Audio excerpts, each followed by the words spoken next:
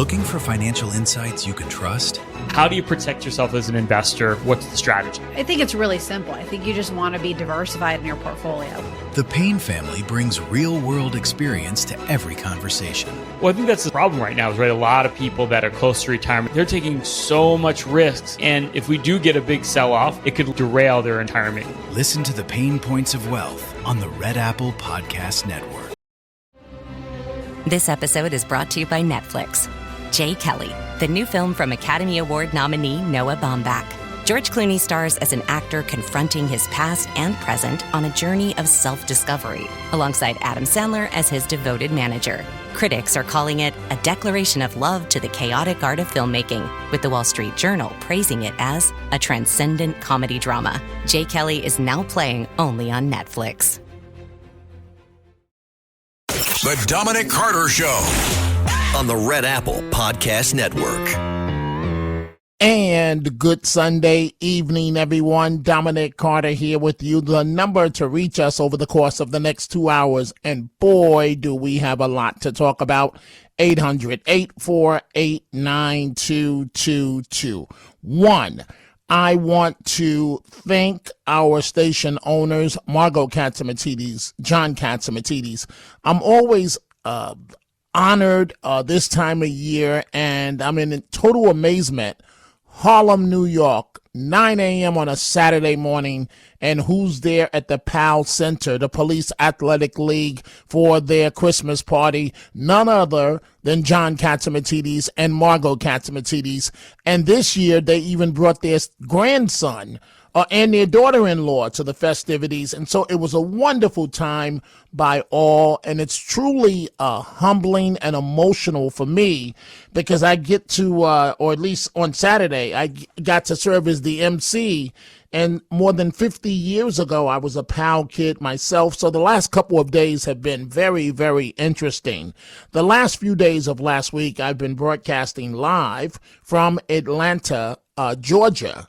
And so to show you my life, folks, I had to have 2 airline tickets coming back. One was set to come back tomorrow, Monday night. Well, Monday morning, 6 a.m. And then the other ticket was for Friday that just passed. And it's a good thing that I came back on Friday, because if I hadn't come back, I would have missed the PAL event, and I would rather go jump off a bridge than do that. And so I was able to make it back from Atlanta, went to the event, and it was a wonderful, wonderful time by all. So just minutes before the show started, I want to tell you what I was looking at on social media. And I will be starting with your calls momentarily in a few minutes. But again, thank you to John and Margot Katsimatidis for what you do for the children of New York City. Thank you for having me there as the MC. And I made it in time, folks. Only minutes to spare, but I made it in time. So just before the show, and it's still on in the background right now, I love it. I love it. I love it. These porch pirates. Justice for the porch pirates. You know, the people that run around stealing Amazon packages off your doorstep. So I don't have time, to be honest with you folks, to go Christmas shopping. Amazon, for me, is the best thing that could have ever happened. And so you got to be careful, because at home I have to say all day long, make sure you get the packages off the front lawn. Make sure you get the packages off the doorstep. Blah, blah, blah, blah, blah, blah, blah, blah, blah. And so these people stealing Amazon packages, and they walk away, and then poof, it blows up in their face with paint. And it's either pink paint or blue paint, but it's all over you. And I was just watching one clip, and right about there, but going to their car, it messes up their car, everything. And I say it's poetic justice for that to happen. So let's get to the topics. Topic number one of this hour, the dominant topic. New Yorkers, you wanted him, the wolf in sheep's clothing, and you got him. And just 3 weeks and 3 days, Mamdani becomes the mayor of New York City. Buckle up, because you've been had, Amazon, you've got mail. No, you've been had. And here's something to snack on. Mamdani has just recorded a video. The mayor of New York City in 3 weeks and 3 days. And on this video, he does two types of videos. One begging for money nonstop, and now he's done the second video. On the video, he's giving out advice of how to evade Ice Baby. He calls it standing up to the feds. This is the incoming mayor of New York City. You wanted him, you got him. Deal with it. Buckle up. Former New York Governor George Pataki telling Mr. Katsimatidis on his great radio show that tax hikes being considered by Mayor-elect Mamdani, if implemented, will cause a mass exodus of New Yorkers. New York City Deputy Mayor Randy Mastro has resigned with ice-cold parting shots at Mamdani. And to those of you that thought that this wolf in sheep's clothing would somehow become a moderate, here's to that thought.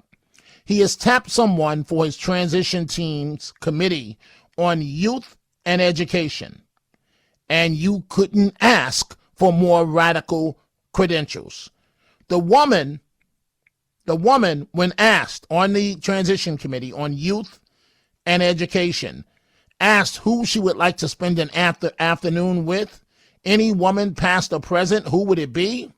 So guess who this woman chose? This is somebody on Mamdani's transition committee on youth and education. Guess who she named when asked a woman that she would like to spend time with, past or present? A convicted cop killer, Assata Shakur, formerly Joanne Chesimar.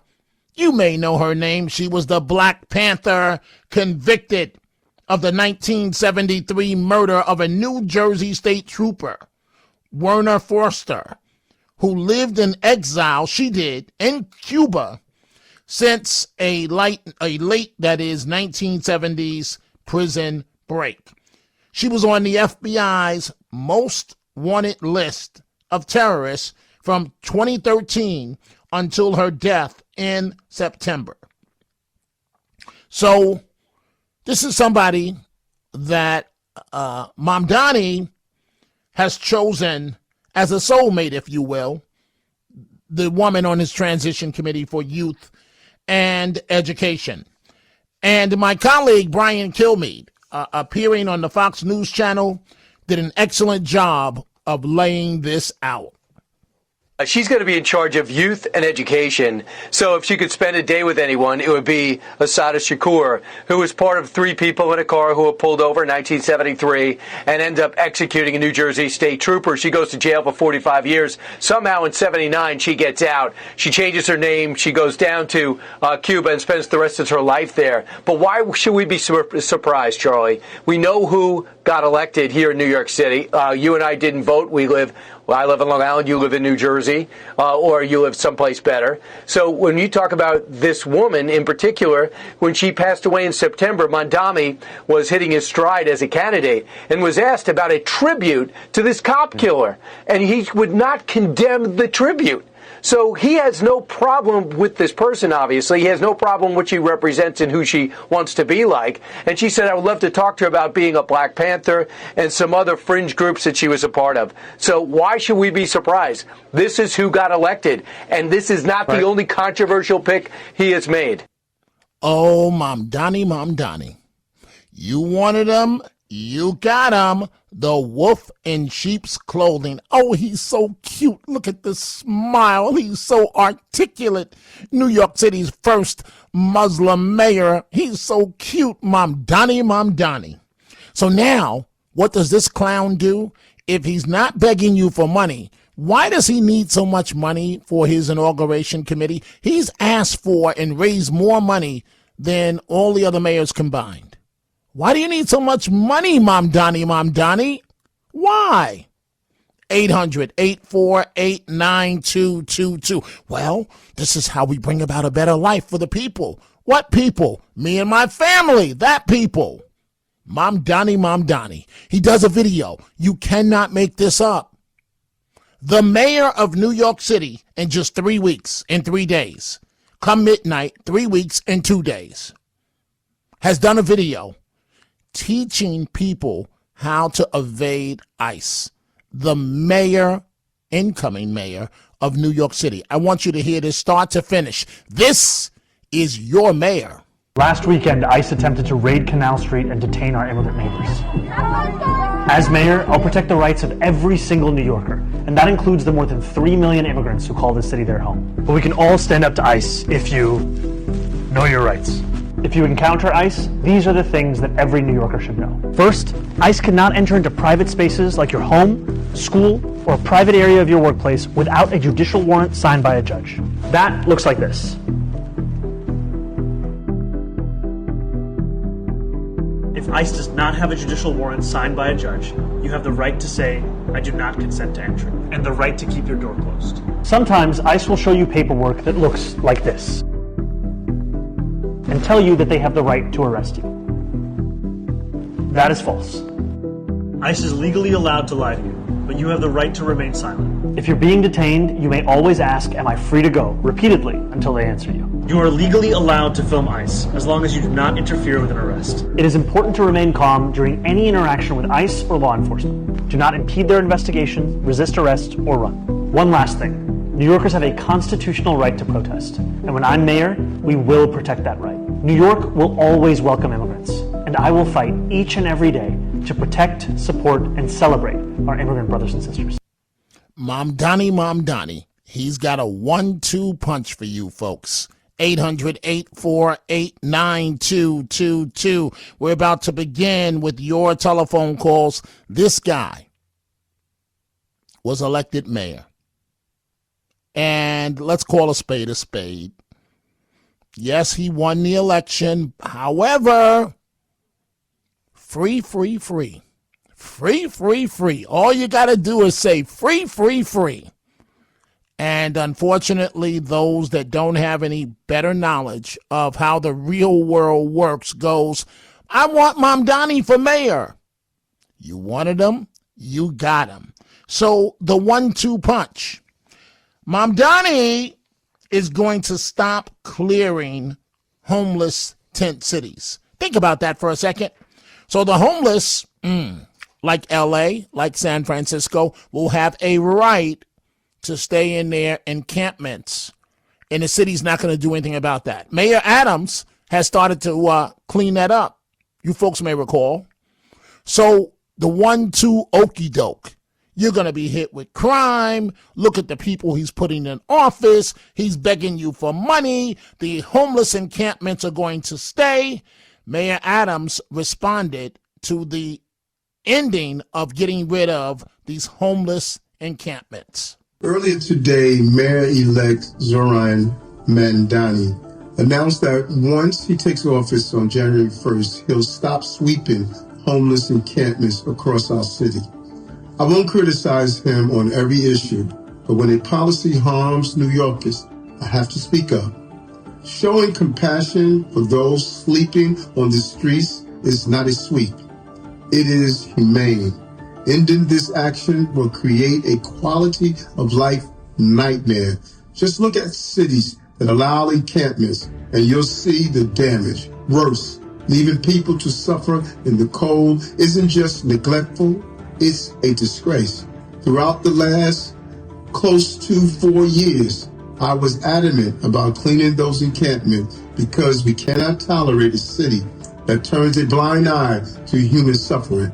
I urge the incoming administration to rethink this, and I urge New Yorkers to raise their voices. Let's call it what it is. Labeling the abandonment of our homeless neighbors as progress is a slap in the face to real progress. It's not just misguided, it's shameful, and we need to call it out for the disgrace that it is. Mamdani. You wanted them, You got him. You could have went with Cuomo, but you said no. Look at his past. Look at legitimate issues. Look at Cuomo's past. You wanted Mamdani? You got him. Deal with it. Don't complain now. Let's start with your telephone calls. Let's go to Steve in Manhattan. If this is the Steve I think it is, he's going to tell me that Mamdani is going to do everything correctly. Steve, good evening on this Sunday evening. What's on your mind? Hey, what's up, Dom? And no, it's the other Steve. Okay, go ahead, Steve. Yeah. Americans, we are now foreigners in our own country, and our country is run by third worlders. And I just want to interject before I get to Mandani. No. Wait, Steve. When somebody says, I want to make a comment before I get to my comment, that's a no-no. Just say what you have to say. Make it quick. Don't lecture us, and I got to move on. Go ahead. Okay, you got it. Well, what Mandani wants to do is he wants to chase out the working class and middle class people out of New York City and eventually out of New York State. They want to turn New York into California. They want it to be all minorities and all third worlders coming in, and they can control the state. But just think about when Mandani and Tlaib and Alex Kotex and Omar become powerful nationally and they get the presidency somehow. They'll be in charge of the largest nuclear arsenal on the planet and the printing press for $100 bills. People should be worried about that because this is really disgusting what's taking place inside America. I just want to say something. The FALN, quickly, Steve, I have a lot of calls. You can't get on the air and start lecturing people for minutes. Quickly. All right, Willie Morales was with the FALN. He was a bomb maker blowing up places. Okay, all right, okay, that's it. I'm sorry, Steve. You've gone on too long. You're going from one tangent to the other. Thank you for the call. Let's go to Martin, upstate New York, line 3 on this Sunday evening. And folks, don't forget, it's the holiday season. You know, it doesn't seem like it. Christmas is only, 22 days away, 23 days away? Think about that as we're having this conversation. And folks, do me a favor, please, because we get a lot of calls. You cannot say to me, I want to make a comment before I get to my comment, and let me tell you what I'm going to talk about, because that's just eating up airtime. Say what you have to say. Hit it, quit it, and I'm moving on. Martin, line 3. What's on your mind, Martin, upstate New York?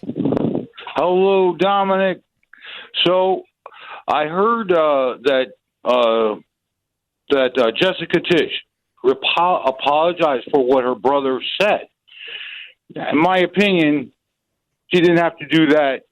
She just could have said, I disagree with him. But apologizing is like putting her job ahead of her family, in my opinion. Martin, who in their right mind is not going to put their job first? Come on. Let's be real. Martin, sometimes people, no offense, my friend, are just delusional. Martin, hold on. Do you think you would be the police commissioner if you didn't do the same thing that she just did? It's easy to talk sitting on the sidelines. She could get a job. No. I said if you were the police commissioner. No. I said if you were the police commissioner. What? If you were the police commissioner, it's easy to talk that nonsense sitting on the sidelines. If you were the police commissioner, you don't think you'd be forced to apologize for what your brother said? The brother told the truth. Her brother told the truth about him being anti-Semitic. Hold on, Martin. Her brother told the truth. But I'm asking you. You're now the police commissioner. Please do me a favor. Don't talk that nonsense sitting on the sidelines. I wouldn't apologize. What would you, Martin? I would say I disagree. That's all. Martin, what would you do? That's what I want to know. I would say I disagree with him. And then you'd have to resign. It's that simple. Maybe she's not ready to resign. I don't apologize. Okay, Martin. Well, maybe that's why you're not the police commissioner. Did it ever occur to you that? I'm only saying anybody should not apologize for someone else. Martin, I hear you, but you're not being realistic, my friend. I think I am. Okay. So what would, you still haven't told me what you would do. You're the police commissioner now. What would you do? I would say I disagree with what my brother said. I disagree with him.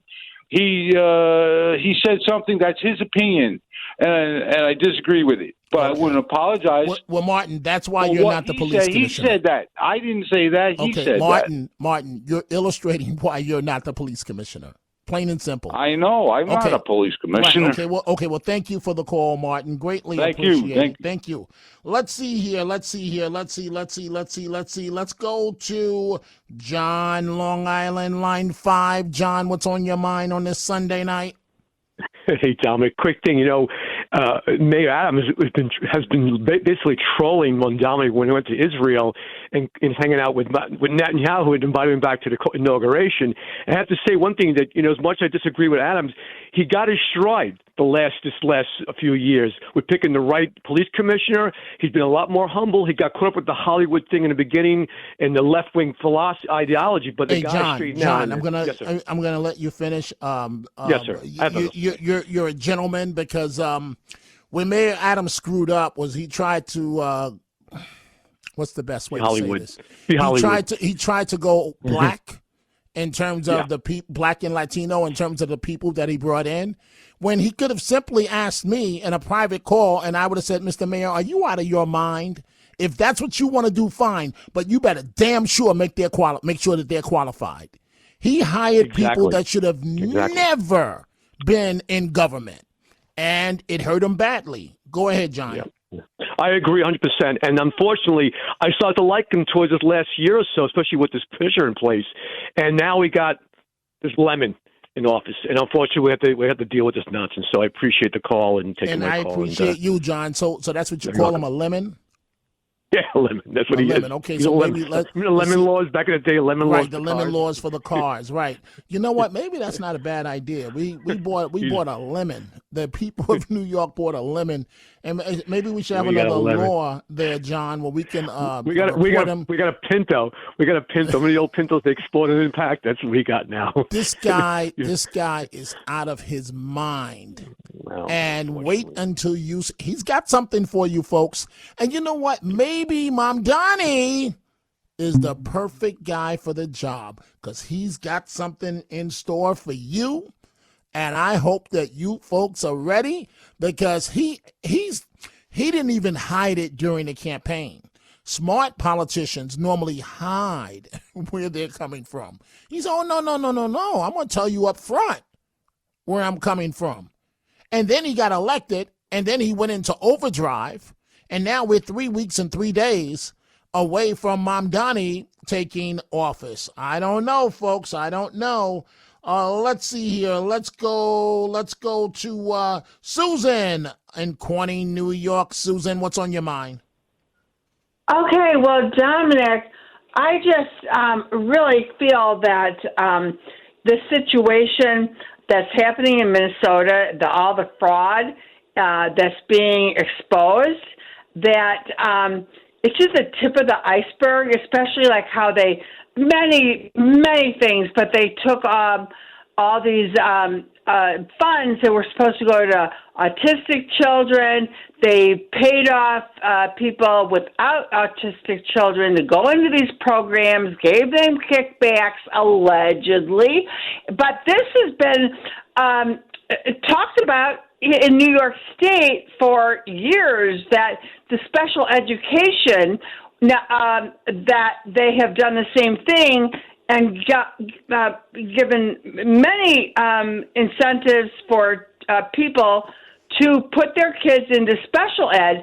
That's why it's $40,000 a year in New York City for per year for children from K to 12, and that only like a third of them can even read at grade level.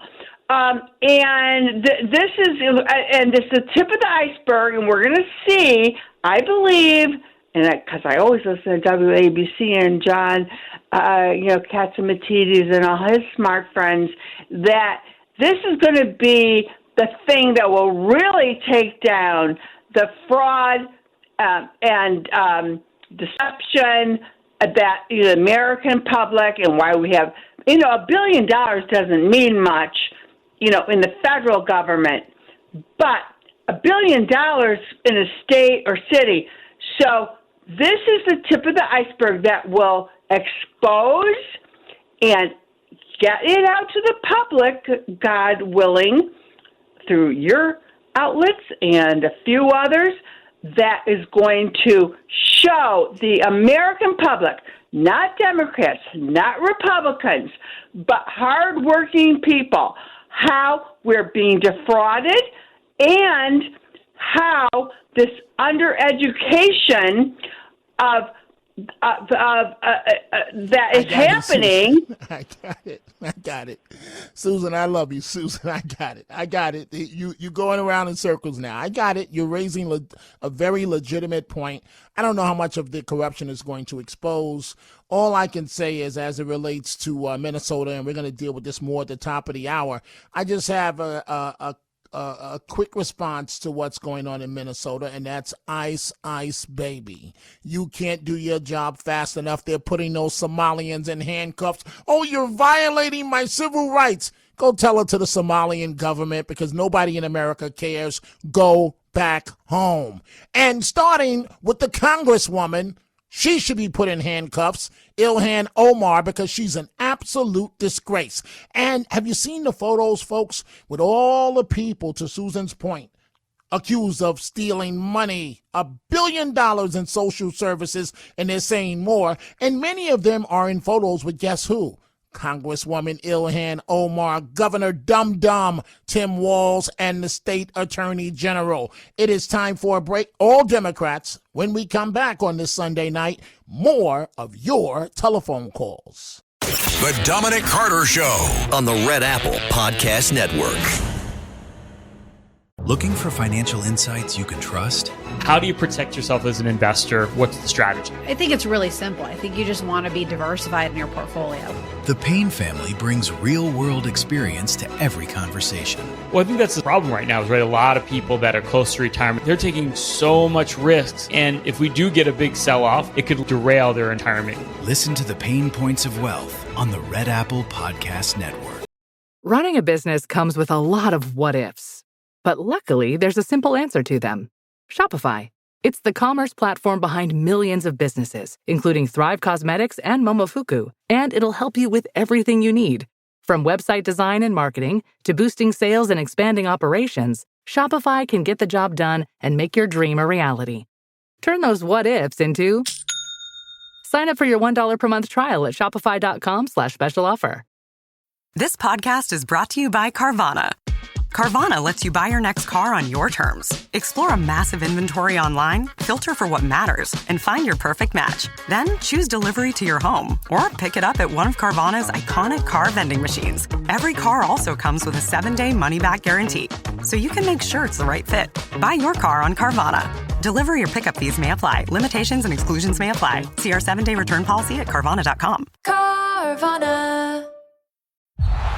Everyone wants the Emirates NBA Cup. And things are heating up. 30 teams started. Bang! But only 8 have advanced to the single elimination knockout rounds. To survive, they'll have to be hungry, relentless, ruthless. Are you kidding me? They all want the cup, but only one team can claim it. Who will capture the cup? Emirates NBA Cup knockout rounds begin December 9th on Prime. The Dominic Carter Show on the Red Apple Podcast Network. I'm proud to say that, yes, we have raised more than $2.5 million, and we've also raised it for more than 29,000 people with an average donation of less than $100, which is, I think, less than a tenth of what we've seen in previous mayoral transitions. And we accept donations from anyone who's interested in building a more affordable city for all, and we also ensure that our donations are not only being solicited in events, but also, frankly, online, in person, and that's why we're seeing people who give $5, $10, and some who also give the maximum amount of $3,700. Mamdani. When I was growing up, folks, in the Bronx, New York, we had a term for stuff like that. And then it elaborated into, a much bigger term. But growing up, Mamdani says he needs your money. Growing up, we call that straight pimping. Straight pimping. Plain and simple. He's already pimping, and he's not even in office yet. 3 weeks and 3 days. Mamdani. So this next thing I shouldn't say. Well, you know what? Before I get to what I shouldn't say, I'm looking at my Twitter at my ex, and Valeria in Florida says that she's listening now for a few minutes, then she's off to bed. She says, OMG, Mamdani is up to no good. Hermit Sal says, I agree, Helen. Dominic calls Mamdani a wolf in sheep's clothing. I said that Mamdani is a Mamdani in sheep's clothing. Let's see here. Let's see. Helen says, all I can say is that the wolf has many names, but the same agenda, the downfall of humanity. So I shouldn't say this. It's a personal story, but I'm going to say it. And then I want you to listen to the U.S. Attorney from D.C., Janine Pirro, someone we all know and love, what she told Mr. Catsimatidis on his show earlier today. Governor Pataki also made news on Mr. Catsimatidis' show. We're going to get to all of that this hour. And then at the top of the hour, we will switch to the Somalian community in Minnesota. Oh, they're such victims. They're such victims. And, you know, they'll tell you they're Americans, but they want to trash and denounce America. We'll get to that in just a second. We see all of your calls. So, again, growing up, and you have to understand, you know, many of the guys I grew up with, you know, did some horrible things, right? There's no denying it. Would rob McDonald's, would sawed off shotguns and so on. And most of my friends, to be honest with you, growing up, that is, are indeed dead or in jail. One or the other. Most dead, one or two in jail, doing very long prison sentences. And so one of the guys I grew up with, I'll just identify him as Wayne. And, you know, karma is real. So Wayne, for fun, would get on the subways, and I would beg him not to do this.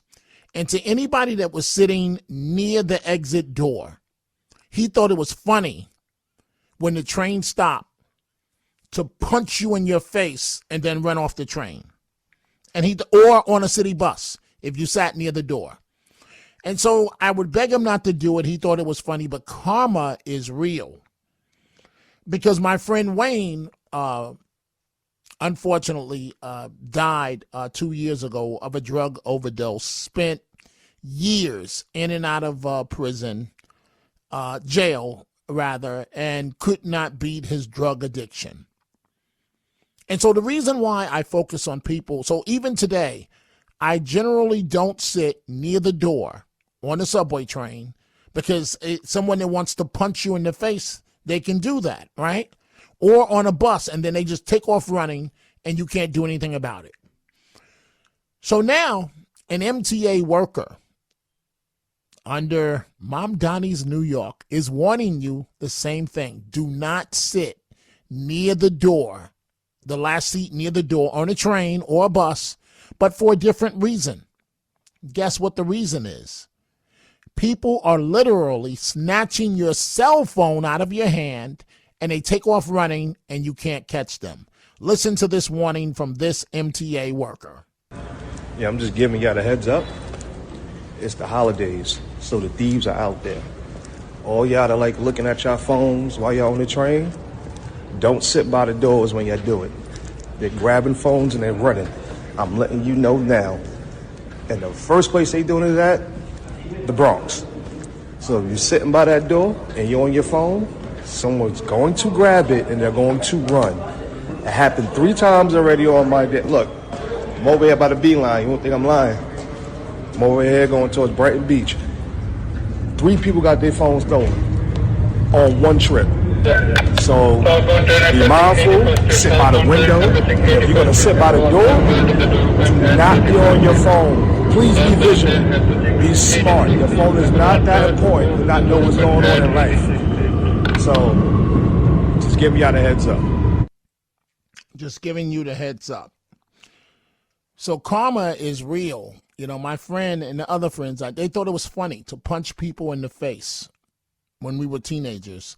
If you were sitting near the door And I won't even describe what happened to the other friend. I'll just leave. Just know karma is real. 800-848-9222.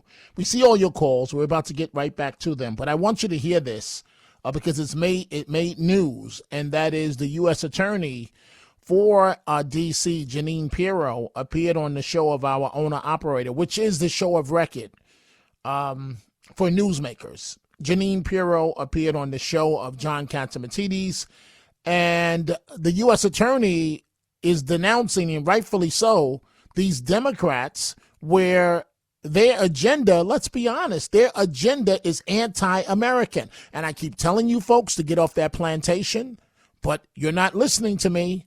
This is Jeanine Pirro with Mr. Catsimatidis. I don't know what's going on in our country, Jeanine. Me and you go back a long way. And we do. I mean, Washington, D.C. is a pure example of how every city should be.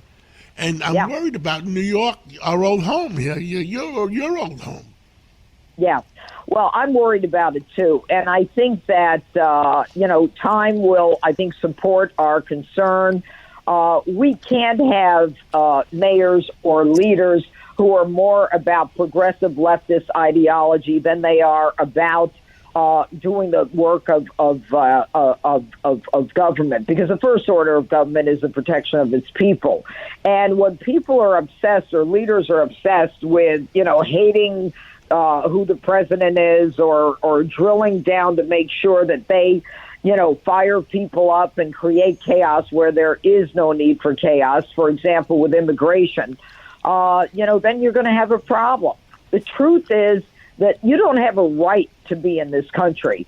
You only have a right to be here when you're invited here and you follow the law.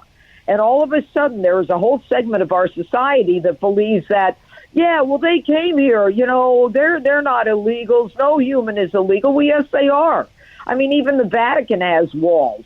Even, other countries in Europe don't let people in. But if they're going to continue with that, then they're going to create divisiveness and all kinds of chaos. And President Trump isn't interested in that. He's interested in safety and security, and he's delivered it. And then the American people decide. I'm sure the Attorney General, Pam Bondi, see, I got it right, knows what she's doing. And the fact is, my personal belief is that people are paying these people to do what they're doing. Yeah, well, certainly there are reports that a lot of these perpetrators of the chaos are being funded by, left-wing organizations, and that it really isn't about real Americans, that these protesters are, moving from one area to another in the country wherever they're needed. And that's no surprise. But I think that it's the elections that speak the truth. And the fact that 75 million voted for President Trump and the man is delivering. I have to tell you, John, I work with this president. I've never seen anything like this. We can't keep up with him. He is a nonstop individual whose whole focus is to make the country better. Every issue, whether it's outer space, whether it's the economy, whether it's law and order, whether it's, the Treasury, whether it is bringing in money into this country to support, our financial infrastructure, he's there, and he is genius at what he does. He absolutely is. And I'm honored to be working here and to fight the fight right here in Washington. The U.S. Attorney for D.C., Jeanine Pirro, with our station owner, Mr. Catsimatidis. Former Governor George Pataki also told Mr. Catsimatidis that tax hikes being considered by Mamdani, if implemented, will cause a mass exodus of New Yorkers. We'll get to that a bit later in the hour. Let's go back to your telephone calls. Line 2, Larry in the Bronx. Larry, what's on your mind? Hey, Dominic, couldn't agree more with Jeanine Pirro. Check out Twisted Justice at CNN. Okay, thank you. I hope you're proud of yourself. Hey, Mom, I got on the radio, Mom. Oh, you're such a genius. You're such a genius, Johnny. Pat you on the head and give you a little breakfast sandwich, and you go back down into the basement. Thank you for your disgusting call. Let's go to Norman in Brooklyn, line 4. Norman, what's on your mind? Hey, Dom. I think your friend Wayne. I think I met him because I was punching the head in the '90s. Some guy at the Broadway Junction L train. It happened to me. I was sitting on the end, and there was a bunch of kids.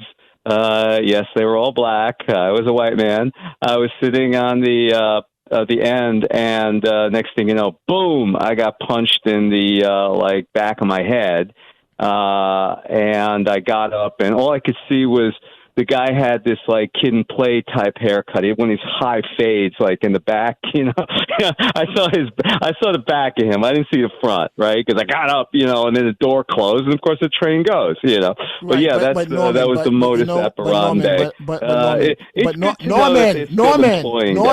Norman, I shouldn't say this, but really, the kid that punched you in the face.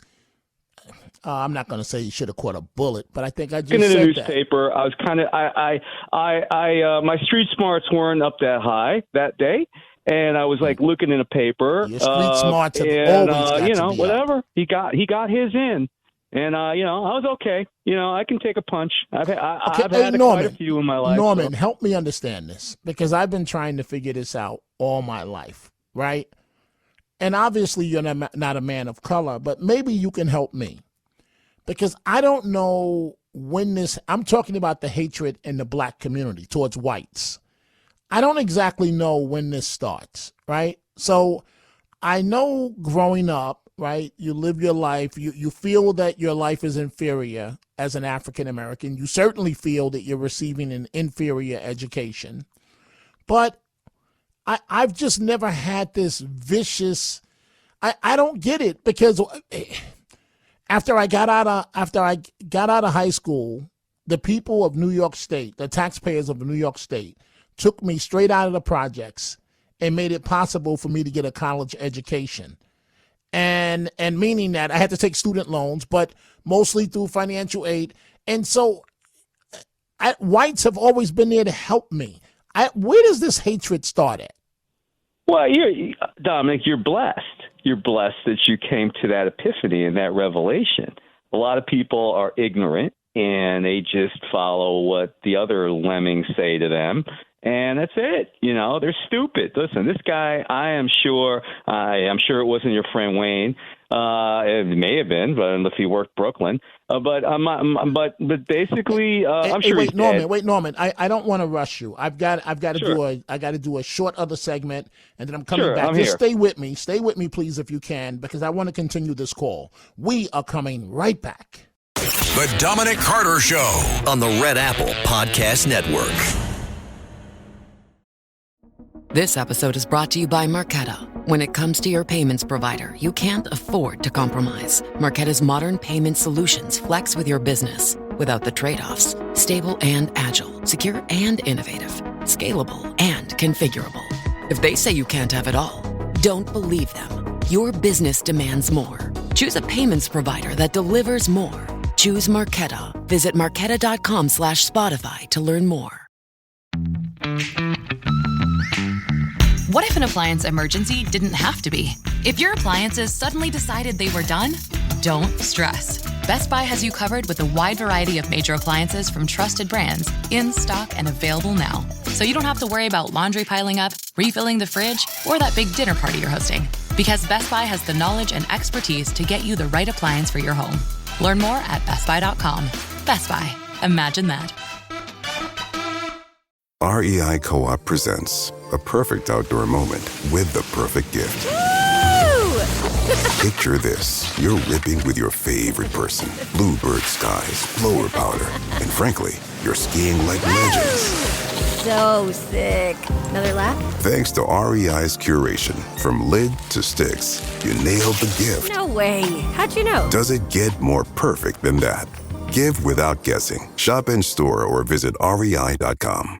Hi, I'm Jim. I'm not an actor, just a guy living with prostate cancer. My wife and I face each day head on. We asked my doctor about Xtandi enzalutamide. Xtandi 40 milligram tablets treats men with prostate cancer that has spread to other parts of the body and responds to a medical or surgical treatment to lower testosterone. Xtandi may cause serious side effects: seizure, a brain condition called PRESS, allergic reactions, heart disease that can lead to death, falls and bone fractures, swallowing problems, or choking that can lead to death. Stop Xtandi and get medical help at once if your face, tongue, lip, or throat starts swelling. Tell your doctor at once if you faint, have a seizure, quickly worsening headache, decreased alertness, confusion, vision problems, chest pain or discomfort, or shortness of breath. Xtandi can cause harm to an unborn baby or miscarriage. Use birth control during and 3 months after Xtandi. Common side effects include muscle and joint pain, feeling unusually tired, hot flashes, constipation, less appetite, diarrhea, high blood pressure, bleeding, falls, fractures, and headache. Visit Xtandi.com to watch my story.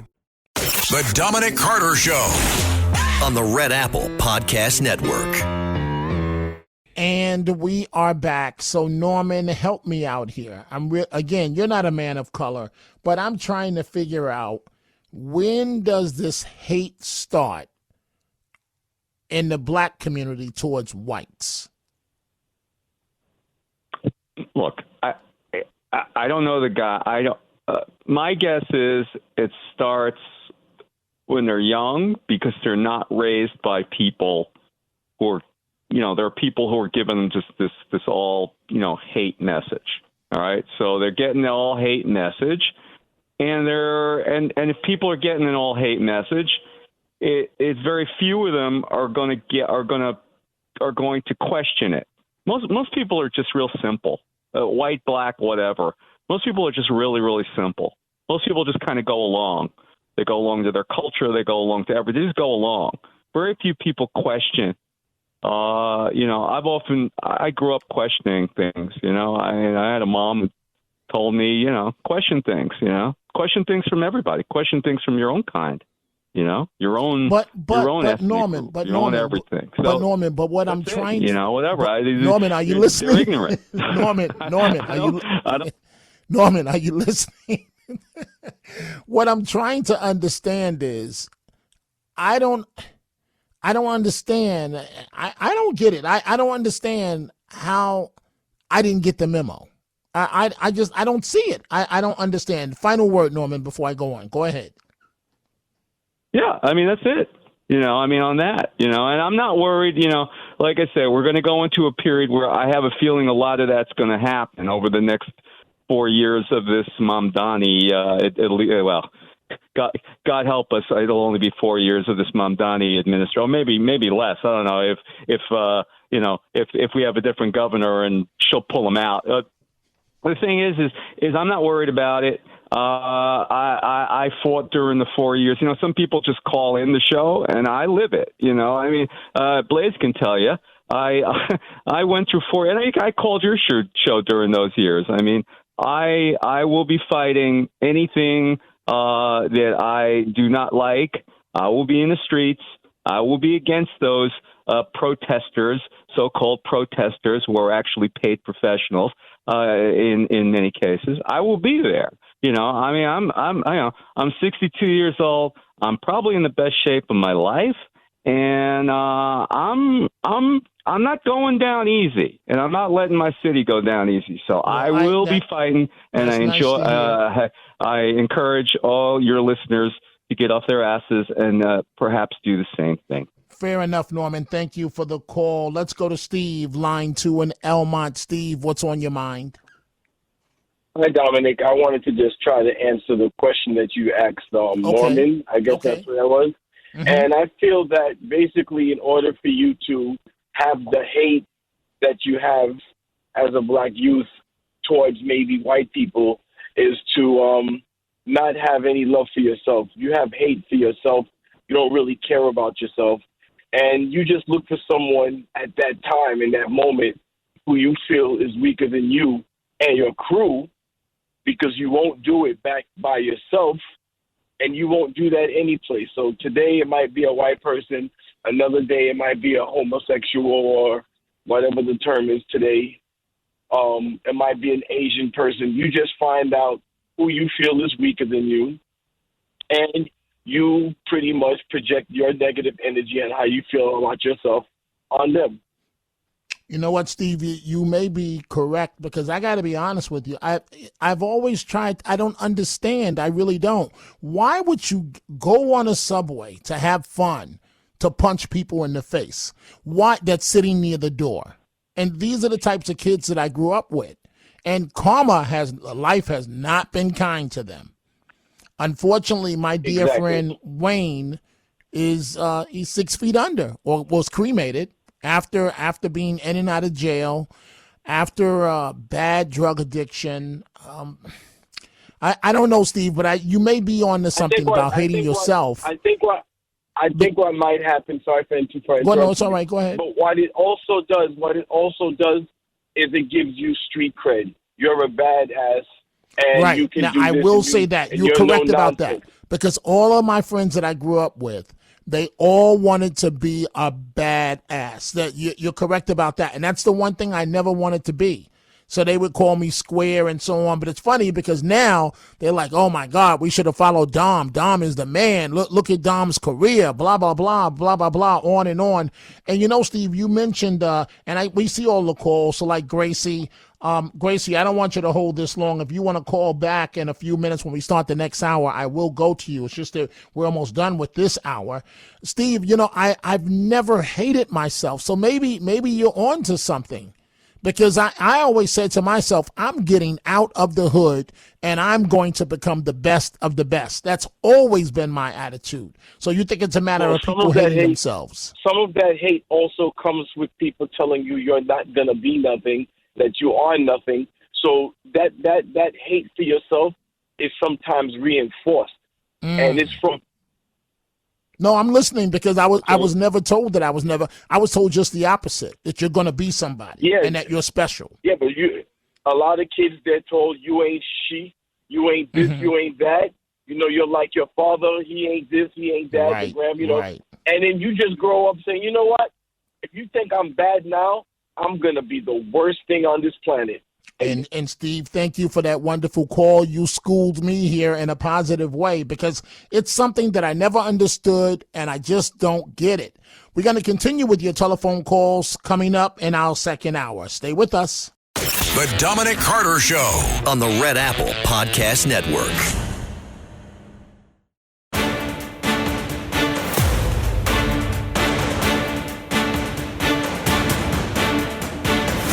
Now, from New York City to the world, it's Dominic Carter.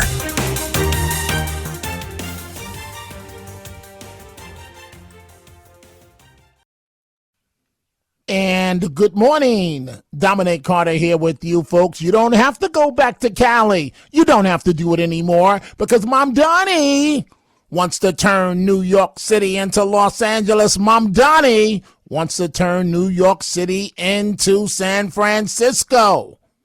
Him and Kamala. 800-848-9222. Have you seen the stories? You have the Minnesota state workers declaring, we tried to warn Kamala about Governor Dum Dum, Governor Tim Walz of Minnesota, but she wouldn't listen. 800-848-9222. Let me start this hour. Folks always appreciate life. I say this all the time because there's always some that are less fortunate than others. And you listen to me, and I'll have more on this a bit later on in the program.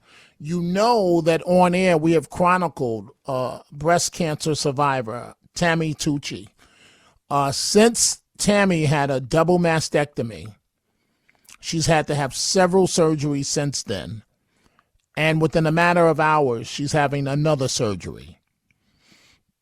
And if you look at some of the social media comments, and I'm going to repost something in a few minutes. I won't discuss anything about her health unless I've cleared it with her first. But she needs your prayers. Within a matter of hours, she just had a surgery a few weeks ago, and yet she's going to have another one. So Tammy, know that all of us are hoping and praying for you, and you're going to come through this. Let's just hope for the best. Yet another surgery. So, before we get to Minnesota, Minnesota. Before we get to that, I want you to listen to something, because, folks, here's the bottom line.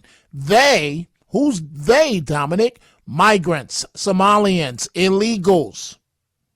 They think we're stupid. They think that we are, Americans are downright stupid. So one woman watched a family who couldn't speak English spend $700 on an EBT card and drive away in their Cadillac Escalade. Drive away in their Cadillac Escalade after spending $700 on an EBT card. So I didn't want to bust nobody out. I felt like it, but I didn't want no problem. So I'm grocery shopping, doing all my errands, getting ready to go to work this week, which some of y'all need to take some lessons and learn how to do. And I'm at the grocery store, and it's this family in front of me, can't speak a lick of English. And the food stamps that they had was incredible. I could not believe the food stamps these people had was incredible. And then when we got out to the parking lot, these are getting into a Cadillac Escalade. The fraud is real. All the kids got little Nikes on or Vans, dressing hella good. And these fools had, and their grocery bill was like $700, and they just swiped with no problem. So, I don't know. And I'm going to go there. I'm going there, Matt Blaze. I'm going to say something that's not politically correct. I've never understood the logic. Just like I don't understand, if you are on the taxpayer's dime receiving food stamps, why you have to buy the most expensive products. Why can't you buy brand name like everybody else? Listen, if you're working and paying your own bill, then you can buy the Haagen-Dazs ice cream. But if taxpayers are paying for it, you're entitled to the best. Another thing I've noticed, folks, before I get into Minnesota, why is it that people that are the poorest wear the most expensive clothing? You heard the woman mention Nikes, right? And the food stamps and all of that stuff. Why is it people, communities all across America, the poorest people, they have to have the most expensive push carriage for the baby? They have to wear Jordans that cost $300-400.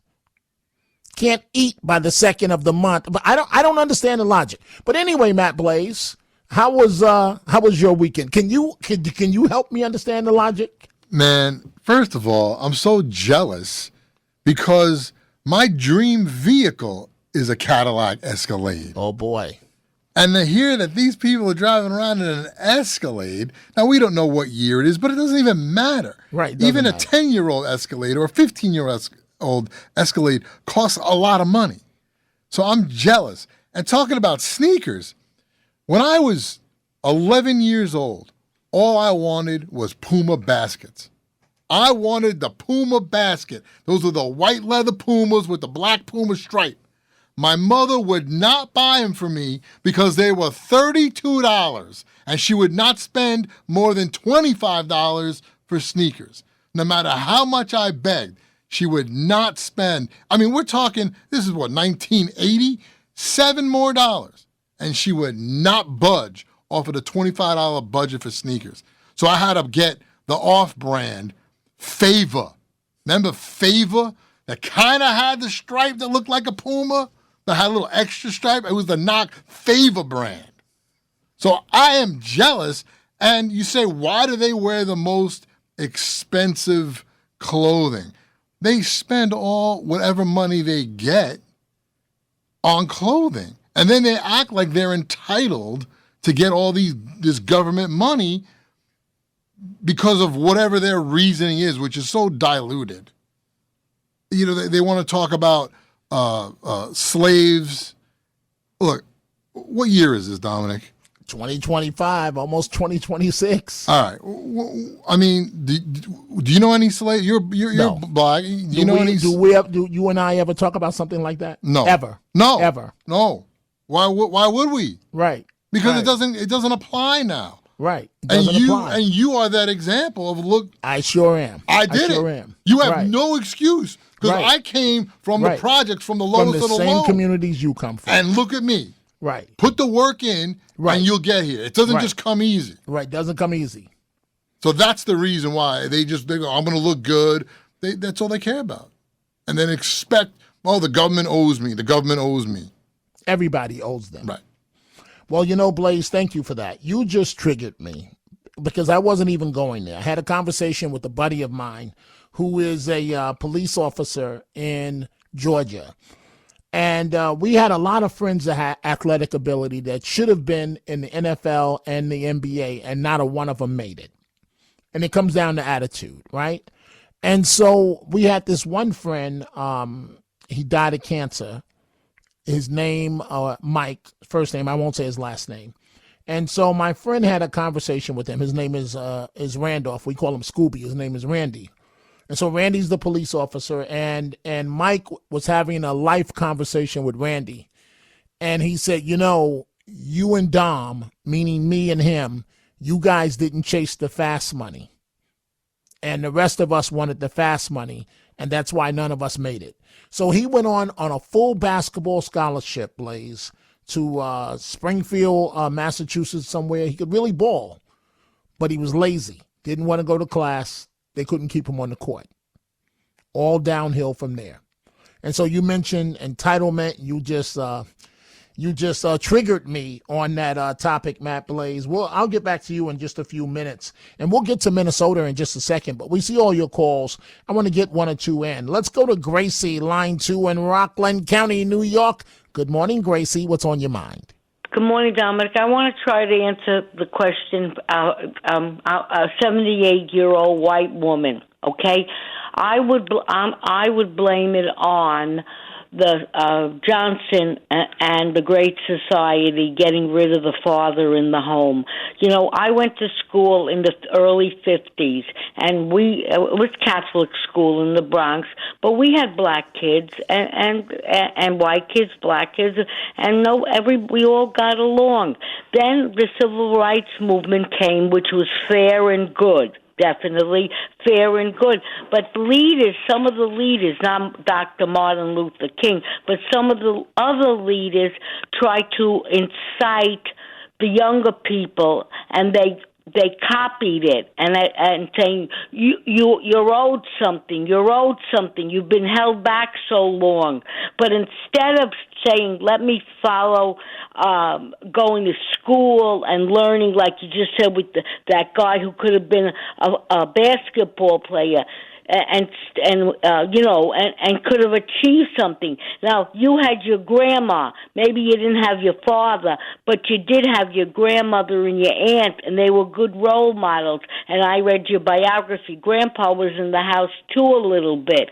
And that's what I blame it, not the father. In the 50s, if you look at old newsreels, people, black people, white people, women wore hats, the men, even at the baseball games, wore shirts and ties. Everybody was, tried to put a good front up. But I feel once we got rid of the father in the home, it encouraged, lackadaisicalness. That's how I feel. Well, I think you're correct, Gracie, and your wisdom, and you're also fire because you're passion, and so I just adore you, Gracie. Thank you for the wonderful call, and I think you're right here. Let's go to Sandra, line 1, New Jersey. Sandra, what's on your mind? Good morning. Good morning, Dominic. I'm at a loss for words tonight because there's so much to say, but I'm thinking about Tammy. I mean, that poor woman having to go through this heavy-duty surgery. I just wish that I could be there. I wish I could hold her hand. I wish I could do something to make her feel better. So I feel helpless. I'm sitting here helpless.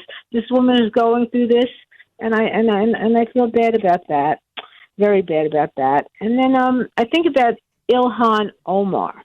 We've been talking about her all week. It's like the topic of conversation. When in Rome, you have to do what the Romans do. This is what I've been thinking. Exactly. She's here in our country. You do things the way we do it. Dominic, if I went traveling to another country to live for however long, I would go along with how they do things over there. I wouldn't go and try to change it. Who am I to do that? Who is she to do that? She got lucky. She got in. She got in with a bunch of other little big shots in that little Congress over there, and she thinks she has power, and she's really getting away with a lot. But I hope in the end she is found out for what I think that she knew what was going on with the cheating and the stealing with all that money. She had to know, because of course she had to know. Sandra, I went over the break time because we love you, but I do got to toss to a break. Thank you for the wonderful calls and for the well wishes for Tammy. It's tough. This lady has gone through surgery after surgery after surgery after radiation after surgery after surgery. And she's back on the operating table in just hours for this double mastectomy. Thank you for the wonderful call. I've got to take a break. We are coming right back. The Dominic Carter Show on the Red Apple Podcast Network. Okay, only 10 more presents to wrap. You're almost at the finish line. But first...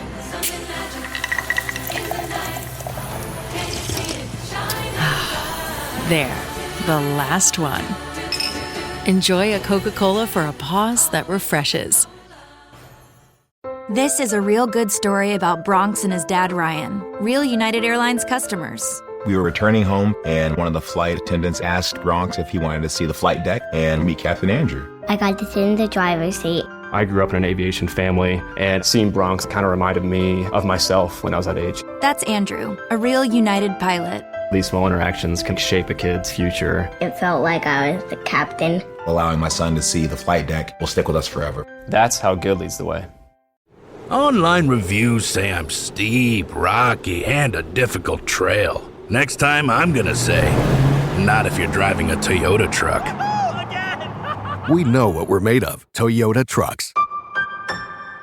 ¿Hablas español? Sprichst du Deutsch? Kann du Norsk? If you used Babbel, you would. Babbel's conversation-based techniques teaches you useful words and phrases to get you speaking quickly about the things you actually talk about in the real world, with lessons handcrafted by over 200 language experts and voiced by real native speakers. Babbel is like having a private tutor in your pocket. Start speaking with Babbel today. Get up to 55% off your Babbel subscription right now at babbel.com/Spotify, spelled BABBEL.com/Spotify. Rules and restrictions may apply.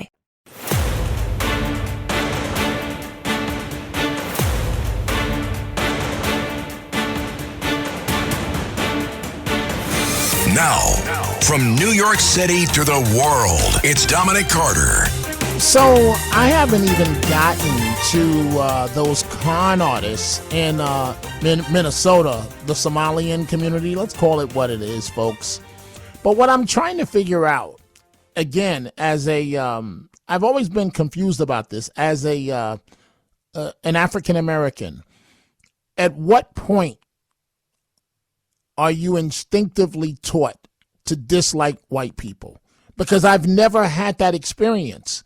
And there are a lot of white people that got me to where I am today that have done nothing but been good to me. I'm going to take some heat for that. And so for even stating that, oh, Uncle Tom, you're saying what the white man wants you to say. That's what I hear all the time, folks. But never mind the facts. The facts are not supposed to matter for anything, okay? Took a kid out of the projects, got me an education, been there, supportive for me. I don't get it, because at what point it happened to my friends, but why didn't it happen to me? And again, you know, here at work, Matt Blaze and I, we've never had one conversation about race. The closest we've come in walking by and passing, I'll say, Blaze, you know I consider you a brother. I say that on the air as well. Let's go to Timothy, line 4 in Brooklyn. Timothy, what's on your mind? Good morning, Mr. Dominic. Happy holidays to you and your family. Same to you and your family. And strengths going out to Tammy. Encourage her to don't give up and keep fighting a good fight. And I'm going to say two things. Super kudos to Matt Blaze, because I can relate as a young man from a single-parent mother. Mama maybe didn't, as she said, you may not have everything you want, but you got everything you need. She kept that roof over our heads. She gave me the basics. And to answer your question, you are far from a sellout, sir. If anything, the Caucasian people saw something in you that maybe you didn't see in yourself at the time, and that was potential. Look where you are now. Look where you came from and look where you are now. You were willing to put in the work. But you know what, Timothy? But even where I am now, not less than 1%, there are still some blacks that want to label me as an Uncle Tom. And when they do, what I think about is I had just flown back from Atlanta, and I'm on 3 hours sleep, and I would rather die than disappoint those kids at the PAL Center at their annual Christmas party. So I'm there emceeing their party, literally straight off the plane, a few hours sleep. And when I'm doing these community events, these people that criticize me on the radio and the Peters of Harlem, and they call me an Uncle Tom, I never see any of these haters at these events with the children when I'm there working with the children to show them something positive.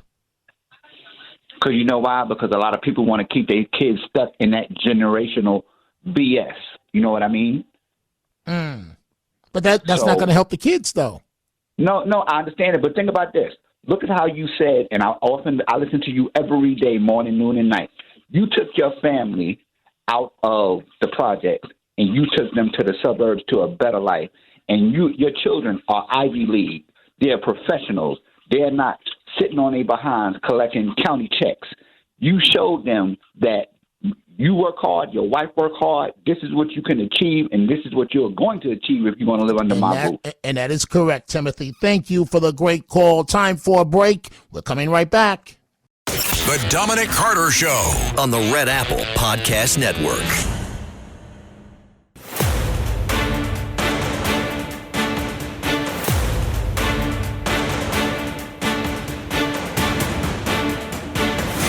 Now, from New York City to the world, it's Dominic Carter. And we are back. So I'm looking at my social media and at comments that have been sent to me and a statement that I just made. You know, we always hear that racism is white against black, which is ridiculous to think that it doesn't go both ways. It goes both ways. And I'm trying to figure out, at what point instinctively are young black males taught to dislike white people? Because I never got that email. And the truth of the fact of the matter is, and I'm not saying this to score points, I'm telling you what my life has been. I just haven't encountered the racism. White people that have been in my life have tried to help me tremendously and have played tremendous roles in my life. My Uncle Lowell, my Coach Bill, the football player. So Mamdani wants to no more homeless sweeps. The tent cities are going to stay. And Sherry, the retired police officer who had a birthday 5 days ago, December 3rd, Sherry says, I hope the homeless set up by Gracie Mansion, which is where the mayor of New York City lives, and his apartment. That's what she says. And Sherry's been one of the people that's tried to be helpful to me. I don't get it, folks. Debbie Lebedo, right? Staten Island. She had me, her and her husband, to her home, right? I'm always stressed out, never get to relax. She had me to her home, right? And I just happened to be the only person of color there out of about 12 people. But there was much love. Nobody brought up race. Nobody said anything black. They showed me tremendous, tremendous love. She had foods, all types of Italian foods. Her husband was on the grill. There was nothing black. There was nothing white. It was just American and love. Liz in Florida, right? Liz has been kind enough. She tries to keep me healthy. She sends me baskets. Her and Sandra in New Jersey, they send me the, what is it called? Not Sure Sugar. What is it called? I don't know what it's called. It's Sure Stevia. That's what it is. Yes, Sure Stevia. Well, because they know I'm diabetic. I don't get it, Blaze. I don't understand. You and I, we've never had a conversation on race. No. Not one. Not once. And we both say we're fortunate to have our jobs.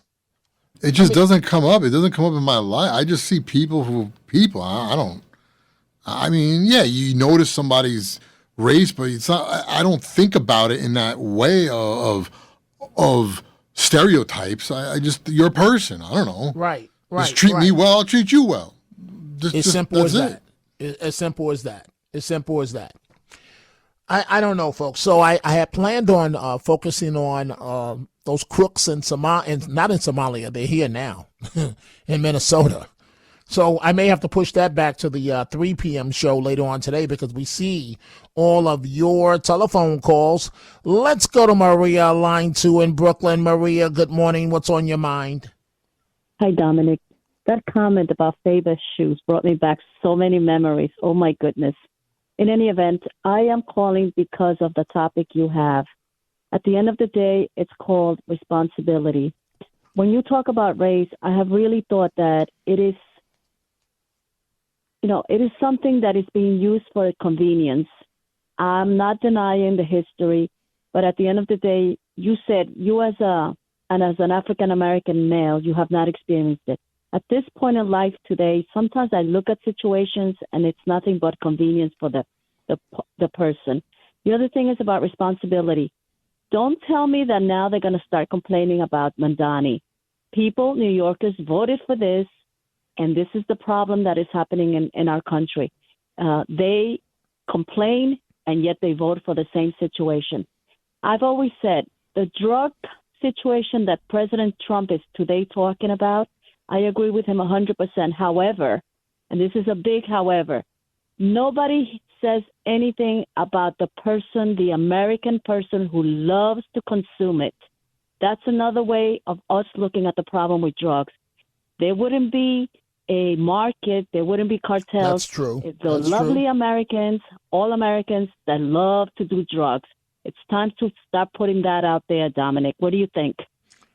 It's true. If there wasn't a market there, we wouldn't have these billionaire drug dealers and them trying to flood. They flood the world, but in particular try and flood America. You made some very, very valid points there, Maria. Thank you so much for the call.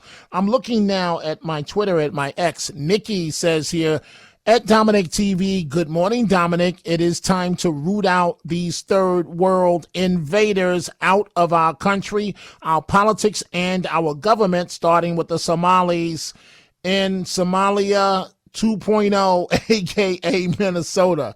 The nerve, she capitalizes the word nerve, of them to steal from us and hate of our country. It's time for them to go. And let the church say amen.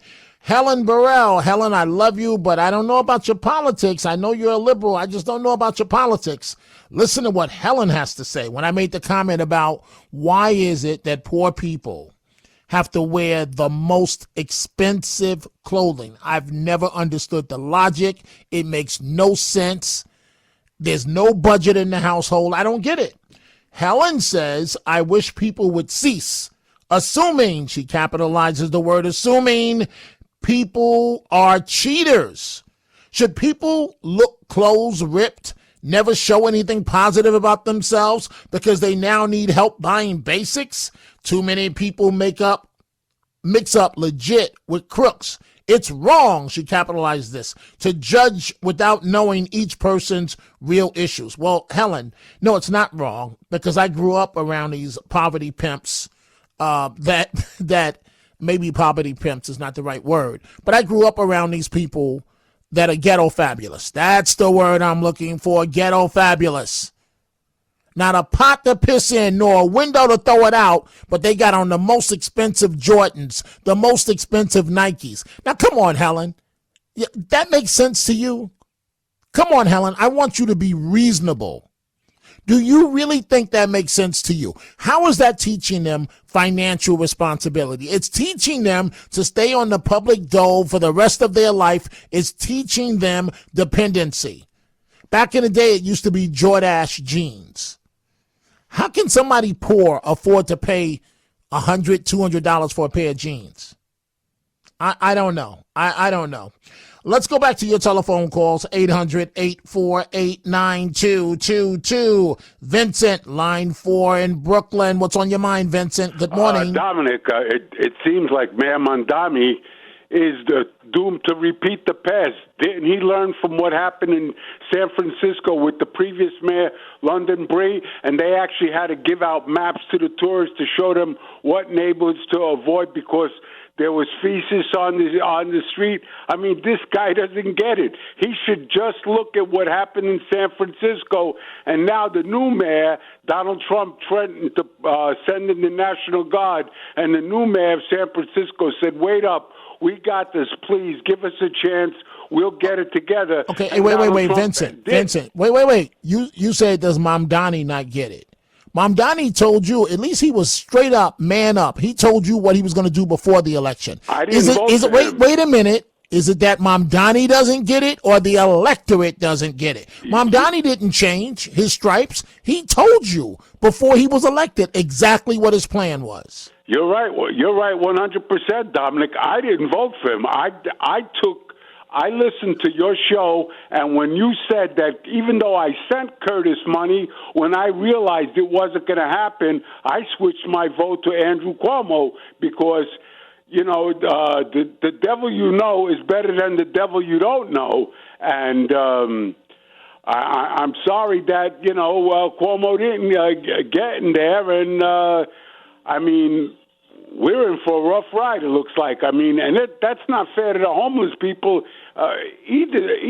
I mean, that's not good for them. They're going to get sick and all kinds of disease, and I don't know what else to say, Dom. It doesn't look good. You're calling a spade a spade. It is, Vincent. It is what it is. And Mamdani, you know, but at least I can say, you know, he's a snake oil salesman, but at least I can say that he was man enough to tell us in advance that he was going to take the city off the cliff. Yeah. We were stupid enough to vote for him. Thank you for the call, Vincent. Line 1, Joaquin, Pennsylvania. Good morning. What's on your mind? Good morning, Dominic. You know, first thing, rooting out all the invaders will benefit all Americans of all races because it hurts everybody. Okay? And the biggest problem is that the distortion of history. Everybody in this country should be embracing American history for what it was, because Jasmine Crockett going around saying, you know, if the white man dragged the black man out of Africa, that's not the truth. The black man dragged the black man out and then sold him to the white man. As a matter of fact, the Muslims in some cases. Okay?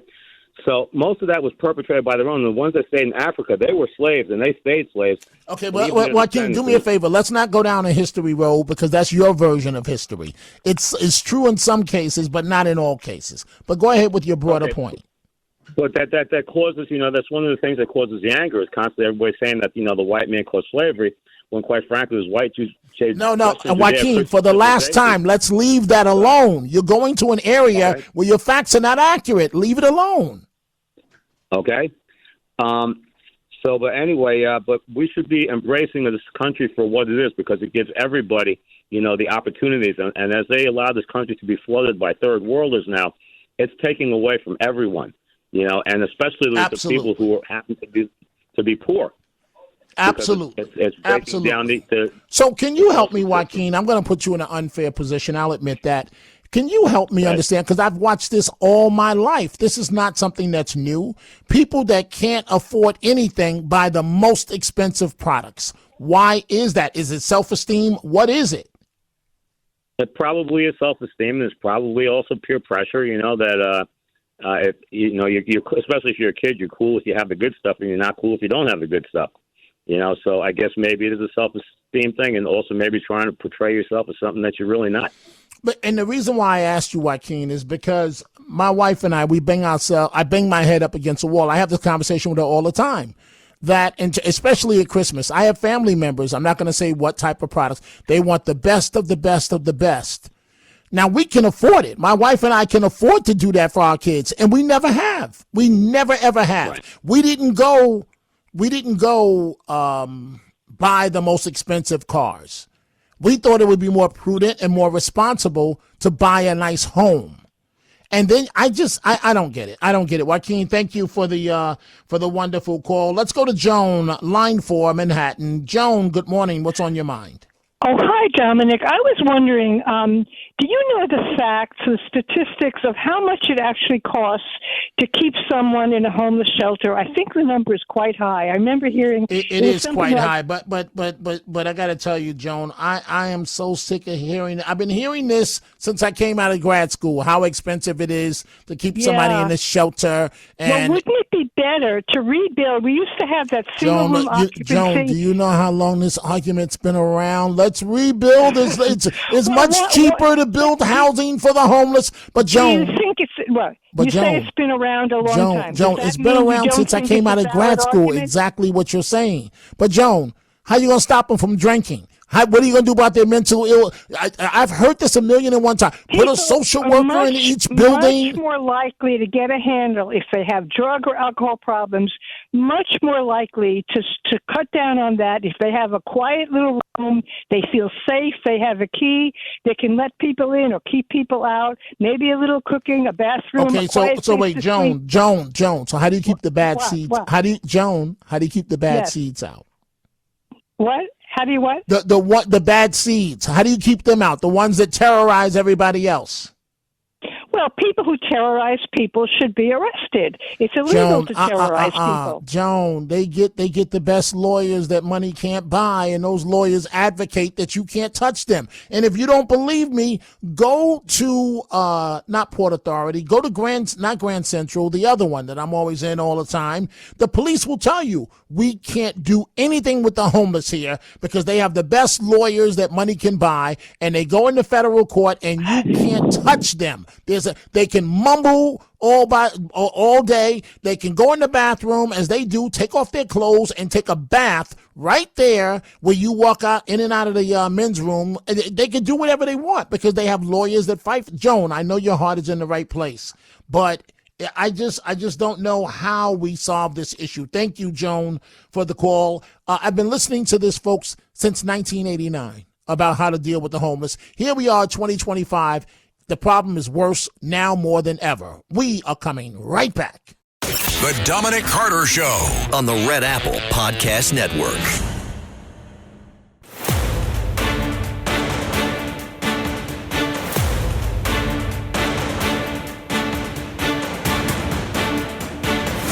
Now, from New York City to the world, it's Dominic Carter.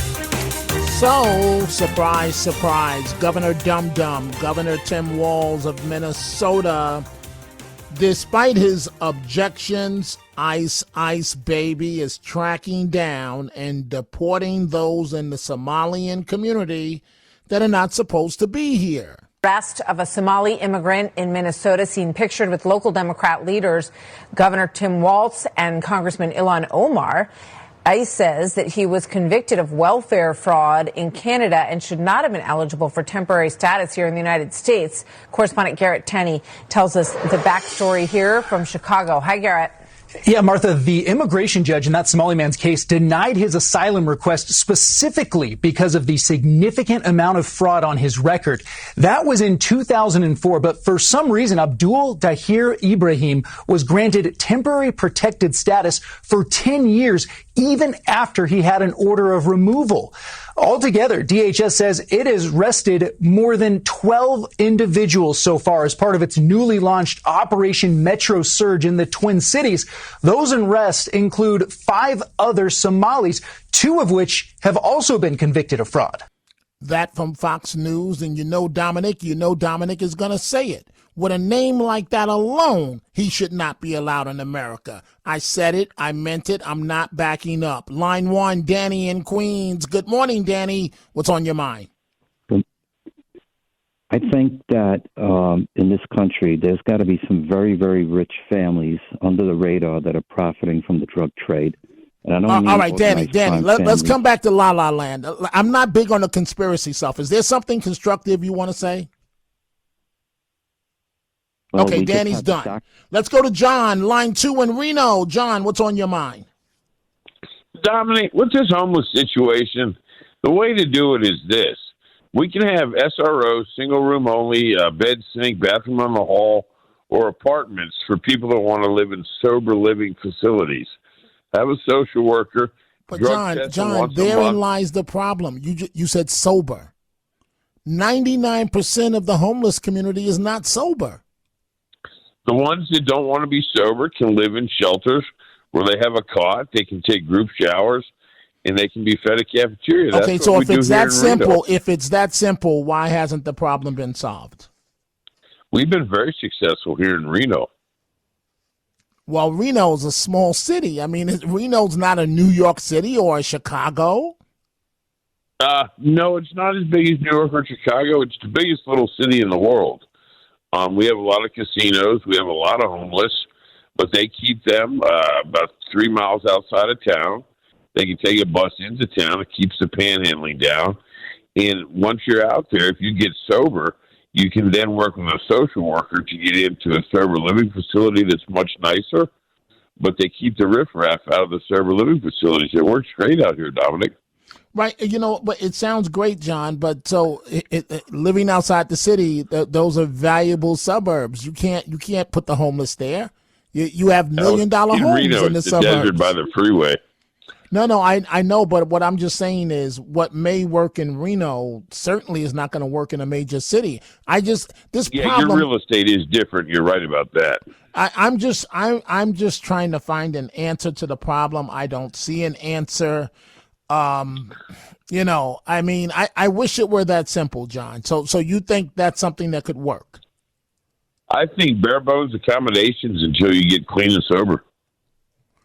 Right. Well, we have that in terms of the shelter, and thank you for the call, John. But most homeless people on rushing here would rather die on the street than go into the shelters in New York City because they claim you can be raped, shanked, killed, all types of things.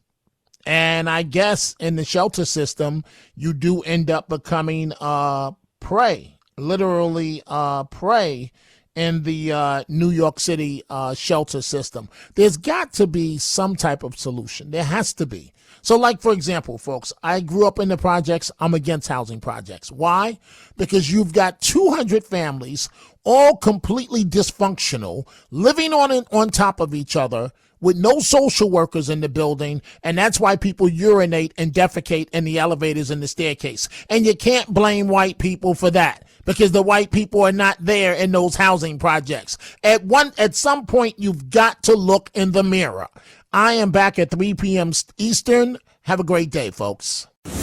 Thanks for listening to The Dominic Carter Show. You can hear The Dominic Carter Show weekdays at 3 p.m. and Monday through Thursday at midnight and Sunday starting at 11 p.m. on 77 WABC. If you like the podcast, share it with your friends and listen anytime at WABCRadio.com and download the WABC Radio app. Hit that subscribe button on all major podcast platforms. Plus, follow WABC on social on Instagram, TikTok, Facebook, and X. See you next time for a new episode so you never have to wonder. What the heck is going on here?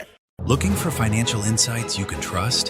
How do you protect yourself as an investor? What's the strategy? I think it's really simple. I think you just want to be diversified in your portfolio. The Payne family brings real-world experience to every conversation. Well, I think that's the problem right now is, right, a lot of people that are close to retirement, they're taking so much risks. And if we do get a big sell-off, it could derail their retirement. Listen to the Pain Points of Wealth on the Red Apple Podcast Network.